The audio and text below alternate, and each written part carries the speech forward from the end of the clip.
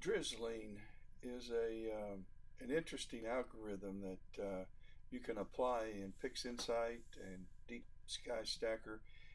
It's usually an application during the stacking process, and it has the effect really of adding resolution by doing some interpolation from surrounding pixels and actually creating information based on neighboring pixels that is not there. But the algorithm is so daggone smart that it ends up creating, in my case, stars that look much sharper, have more information, and they certainly are much easier to resolve and produce a better image. So let's get into when you drizzle. You kind of already know why you drizzle, and I'll show you how you can drizzle. So we're back on the subject of drizzling, and I think it's worth the time that we spend.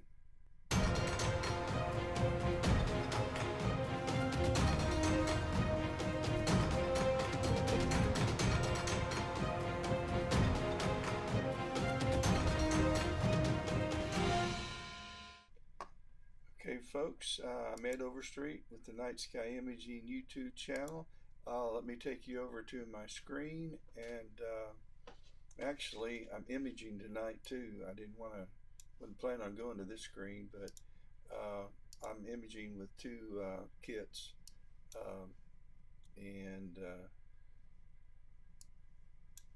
let me do some maneuvering here. I've got some windows that you can't see that are part of the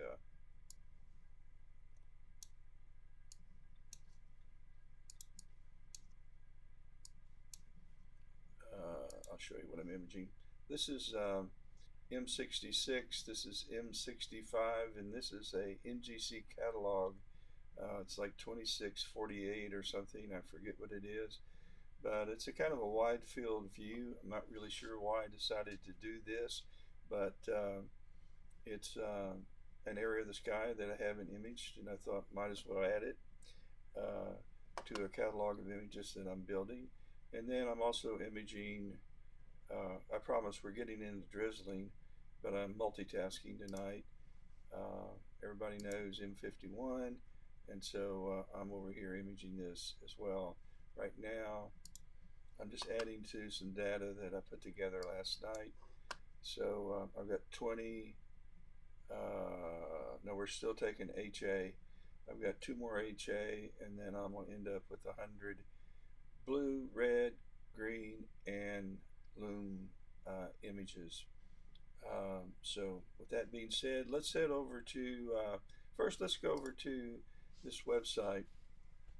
And this is a website called Astronomy Tools, and you go to calculators and you go down to CCD suitability, and you can find your telescope. In this case, I'm using a Stellar View 70 SV70T, and it has a 336 millimeter. I already added it in. If you already know the millimeter, if you already know the millimeter of your, let's see, I know it's in here. Here it is. And it's 420, but by the time I add a 70 reducer, no, it's a 80 reducer, 0.8.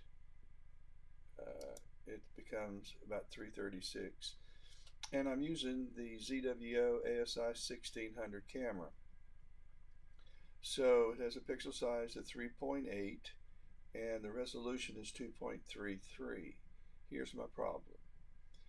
During good scene, and under here this is okay scene, I am slightly undersampled. We want to be in the green if possible, but I'm slightly undersampled. And what does an undersampled image look like? Well, let's go over to Pix Insight, and I'm going to show you two images. This image right here is the HA filtered image. I think this was the jellyfish. Yeah, this is the jellyfish uh, nebula, and this is the raw HA stacked image. This was, I don't know how many images I took, probably about 40 or 50 HA 300-second long images. And this is the same image, but I drizzled. And I selected Drizzle during the weighted batch processing script. You can select the option to drizzle your image in Deep Sky Stacker as well. So you can see that if you look at the background, there's a lot more resolution in the background, albeit noisy, but when you compare the two, but look at the stars.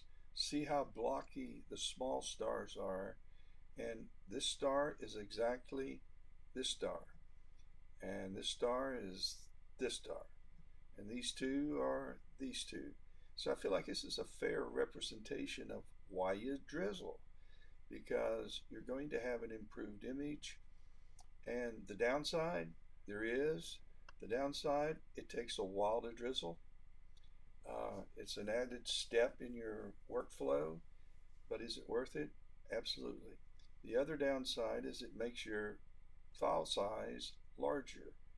And so the processes that you're going to apply to do your dynamic background extraction, removing gradients, removing noise, stretching your image, um, adding saturation, curves adjustments, all of those kinds of adjustments you're going to make will take longer. It's just a larger a file. So that's kind of a downside, but again, the results just kind of speak for themselves. So conventional wisdom has said that if your pixel size given a scene condition is such that you should drizzle and you're undersampled, then your image will be improved, and it is. Now let's go back to this website, because let's talk about scene for a minute. If you're in bad scene where the atmosphere is just crazy and the stars are moving, if you will, they're twinkling, and the airy disk actually appears larger than they really are, which is what is going to happen in porcine. But if you have porcine, what happens? Well, you have better sampling. And now I'm in the green because I did select porcine. If I have bad scene or very porcine, I have a perfect setup. Well, my scene is somewhere around okay, and so I consequently see myself being undersampled, and it tells me down here the combination of my telescope's focal length and this pixel size will create an undersampled image, and it reduces the influence of guiding errors. It's very wide field, so guiding errors are kind of forgiven, if you will. If your RMS can be as high as 2.33, and as long as your deck RMS and your RA RMS are fairly close in numerical value, you should have round stars. But the larger your RMS would be, you might have a little bloated stars you didn't welcome. But the point being is that if you are undersampled, conventional wisdom says you need to drizzle. So drizzle I do. Now, I got to thinking, I wonder what an image would look like if I drizzled an oversampled image. So I put together a combination. In fact, I'm imaging with it right now, M51 and I need to go up here to the edge. Celestron, edge, we want right here. I do have a 0.7 reducer, not 7.3, 0.7 reducer. I'm about 1400 millimeters. I'm still using the 1600 camera, and now I'm slightly undersampled. I mean oversampled, I'm sorry. I am undersampled. So the conventional wisdom says, by all means, you would not want to drizzle this. In fact, if I ended up with very poor seizing, I'm really in the tank. The only way this might work is if I'm in exceptional seeing, and then I have a little forgiveness here. But again, I don't have exceptional seeing. My seeing conditions are around the okay to probably okay to poor in that neighborhood. And that being the case, and seeing varies from night to night. You say you've seen, and the dark sky, polluted sky syndrome, they're two different things. I'm in about a 19 sky glow rating. I'm in Bartle 5 skies, but that has nothing to do really with seeing. Um, and right now we have very poor seeing going on tonight. I'll show you what I'm talking about here. Let's go to, this is the clear sky chart, and here's seeing, and we're probably in the 10 o'clock range, and it says it's poor. So we have poor seeing tonight, and it's obvious in my guiding. The stars moving around, and PhD's trying to correct it. It's not the mount, it's the seeing that's creating the issue, and anything you can do about it. You just have to either live with it, cull your, blink your images, and just only keep the ones that are worth a flip. But this is the wide field setup, and again, it's pretty forgiving. But if you look at the seeing, the guiding, it's 0.89, which is not bad. It's good for this combination, but no, it's 1.66. I just had a major dip over here. I don't know what that was. I don't think that was scene related. It was probably having a lot of wind, but I'm not sure why it would only affect the RA, not the deck sum. But at any rate, whatever it is, it stopped, and pay attention to it. But let's go now to another challenge, and I'm going to, I don't want to go there. I want to go to Pix Insight, and if it's true that an undersampled image like this one can be improved, what would happen if I tried to do this on the SCT 8-inch edge with a 1600 ASI camera? And here I have a oversampled image. Conventional wisdom is going to tell me you don't want to drizzle that. So let's see what happens if we do that. I want to load a project, a recently completed M106. Let's go to March, and let me make this a little bit wider. It's 5 M106. I took that with the 1600 and the SCT. Let's load that project, and we'll take a look at this. Okay, we've got now a whole new situation. This is a loom image that is drizzled. This is a loom image that's not drizzled, taken of M106. And if we, here's M106, and these are raw images, nothing's been done. I just opened it up. These are the drizzled images, and these are the original images as I imported them. So here we go. Let's just zoom in to some stars. It looks pretty good here. And let's zoom into this a little closer. And let's take this and just drop it on top of that right there, and we'll get the same star. Zoom in more. And lo and behold, this looks so much better than this pixelated. You can see the little blocks of pixels, and on the smaller stars you can really notice the difference. This is a pretty good sized star, and I really zoomed in, but the background just has more resolution. This is a little darker, but it's a little noisier. This is all manageable. So I've gotten myself kind of convinced it doesn't matter whether I'm over or undersampled. It doesn't matter what combination of telescope and camera.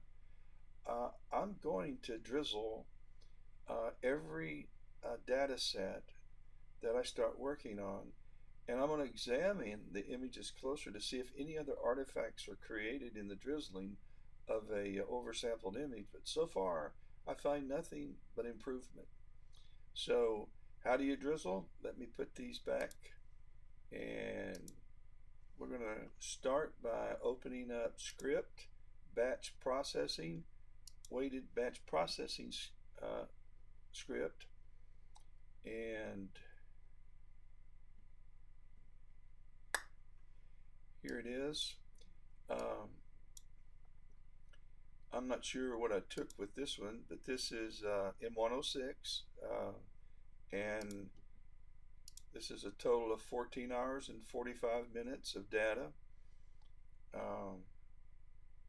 with 2 hours of lume, 4 hours of blue, almost 3 hours and 3.5 hours of green, almost 4 hours of red, and 45 minutes of HA. So what I did is I went to my lights, and I made sure that I had checked drizzle data right here. That's all you got to do. Check that, and when you stack these images into one final image, one blue, one red, one green, when you do your calibration, registration, and integration in this script, then it's going to create a registration file. So how do you register once this is completed? So once this is completed, you're going to have you're going to be able to open those images, and under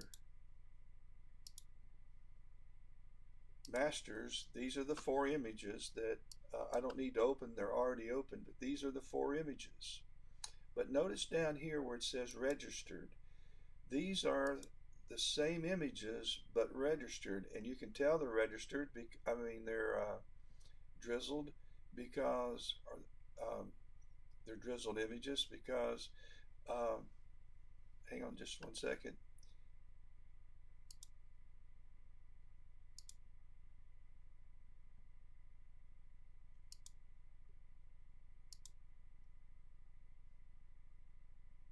Let me see